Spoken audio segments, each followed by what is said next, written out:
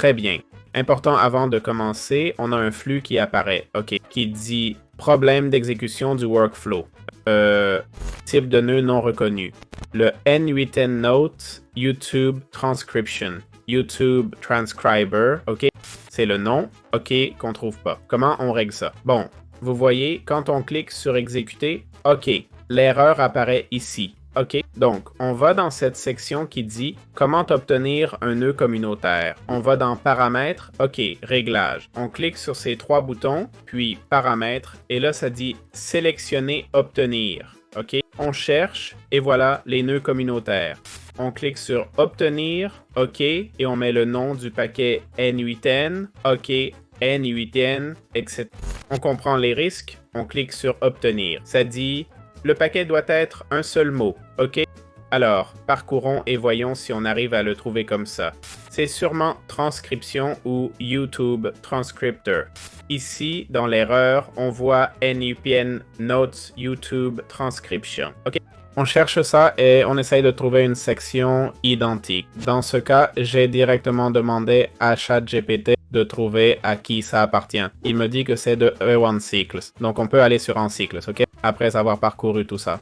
Et voilà, correspondance exacte. On le sélectionne. J'ai demandé comment il savait que c'était avoir en cycle. Il dit que le message d'erreur contient le type complet du nœud.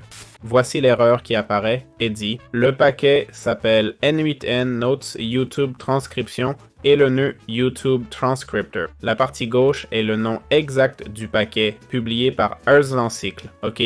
Il existe aussi une autre implémentation utilisant YouTube. Votre erreur mentionne ça, le paquet, etc. Vérifiez-le si vous voulez. Et voilà, c'est tout. C'est comme ça. Si je vais sur NPM, la commande apparaît, d'accord? Ici, on a quelques instructions. Il dit « Installation locale sur Linux ou Mac, faites ceci, puis obtenez le DYLP. » OK? Sinon, on cherche le nœud dans N8N en mettant EnCycles.N8N, etc. Donc, si je vais dans Paramètres, section nœud communautaire, et j'entre ça, OK? Là, comme vous voyez, on va accéder au nœud communautaire, OK? Bon, j'ai le paquet là, vous voyez, et je vais être honnête, voilà ce que j'ai fait.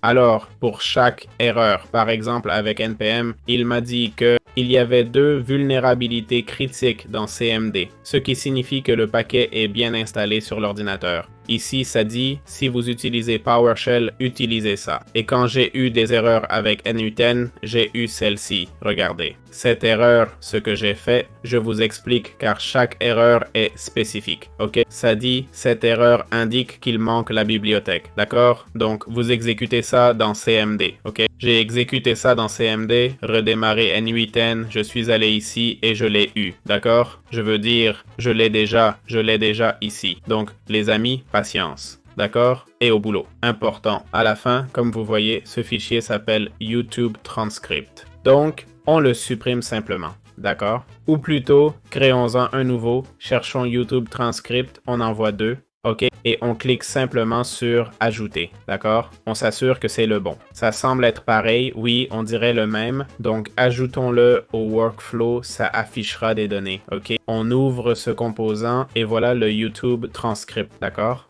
Donc, il faudrait juste ajuster un peu les variables, etc. Ça a l'air d'être celle-ci. C'est aussi simple que ça, d'accord? Avec ça, on l'aurait déjà.